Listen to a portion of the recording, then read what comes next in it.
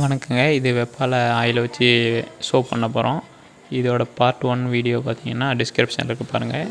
இப்போ பிளாஸ்டிக் பாத்திரத்தில் தேங்காய் எண்ணெய், விளக்கெண்ணெய், நல்லெண்ணெய் 3 எண்ணெயும் எடுத்து நல்லா மிக்ஸ் பண்ணியாச்சு.